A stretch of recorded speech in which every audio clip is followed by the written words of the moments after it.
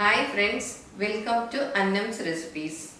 இன்றைக்கி மாம்பழ ஜாம் எப்படி செய்யலான்னு பார்ப்போம். அதுக்கு நான் இந்த பங்கனப்பள்ளி மாம்பழம் ஒன்று நல்ல பழுத்ததாக எடுத்து கட் பண்ணி வச்சுருக்கேன். ஏன்னா பழுத்த பழமாக இருந்தால் தான் ஜாம் நல்லாயிருக்கும். இது ஒரு பழம், ஒரு மீடியம் சைஸ் பழம் ஒன்று எடுத்திருக்கேன். அதுக்கு 1/2 கப்பு சீனி, அதை விட கொஞ்சம் குறைச்சி தான் போட்டிருக்கேன். ஒரு 1/2 மூடி எலுமிச்சம்பழம். இது எலுமிச்சம்பழம் எதுக்கு ஊற்றுறதுன்னா, இந்த ஜாமோட சீனி போட்டு கிண்டுறச்ச கட்டியாகும் இல்லையா, அதை இந்த எலுமிச்சம்பழம் தடுக்கும். நம்ம சிட்ரிக் ஆசிட் போடுவோம், அதுக்கு பதிலாக நான் இப்போ எலுமிச்சம்பழம் போடுறேன். மாம்பழத்தை நல்லா அரைச்சாச்சு, கட்டி இல்லாமல். கட்டி கொஞ்சம் கொஞ்சம் இருந்தாலும் பரவாயில்ல. இதை அப்படியே இந்த பேனில் ஊற்றி அதோட நம்ம வச்சுருக்கோம் இல்லையா சீனி, இதையும் போட்டுட்டு இந்த எலுமிச்சம்பழத்தையும் அப்படியே பிழிஞ்சு விட்டுறணும்.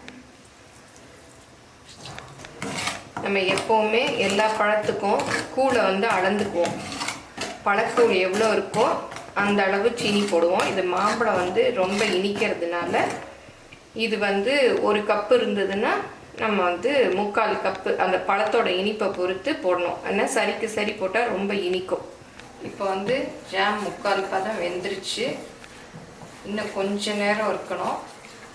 நம்ம ரொம்ப கட்டியானதும் இறக்கக்கூடாது, ஏன்னா கொஞ்சம் தண்ணியாக இருக்கச்சே தான் இறக்கணும். ஏன்னா அது ஆற ஆற இறுகிட்டு வரும். இப்படி இந்த இதில் எடுத்து பார்த்தோம்னா விழுகாத மாதிரி வரணும்.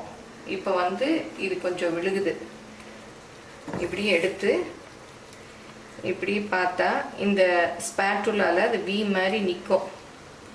இப்போ விழுகுது. அதனால் இன்னும் கொஞ்சம் நேரம் ஆனால் இது ரெடி ஆயிரும். இப்போ பார்த்தீங்கன்னா நல்லா வெந்துருச்சு. விழறதும் பாருங்கள், மெதுவாக விழுது. அந்த வி அப்படியே இருக்குது பாருங்கள், விழாமல்.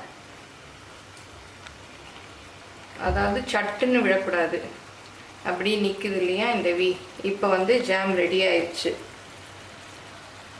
இது எவ்வளோ நேரம் விழாமல் இருக்குது. இப்போ அடுப்பை ஆஃப் பண்ணிடணும்.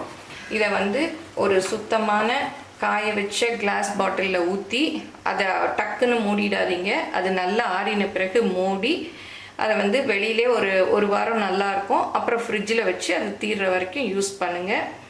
இது இப்படியே நல்லா நான் சுத்தம் பண்ணி ஒரு பாட்டில் வச்சுருக்கேன். அதில் இந்த மாதிரி இருக்கிற ஸ்டேஜில் தான் ஊற்றணும்.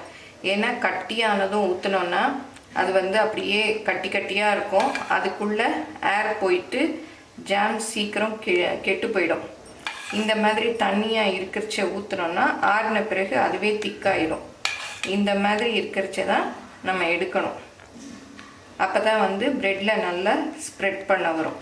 இது எல்லோரும் கண்டிப்பாக செஞ்சு பாருங்கள். உங்களோட கமெண்ட்ஸை எங்களோட ஷேர் பண்ணுங்கள். தேங்க்யூ.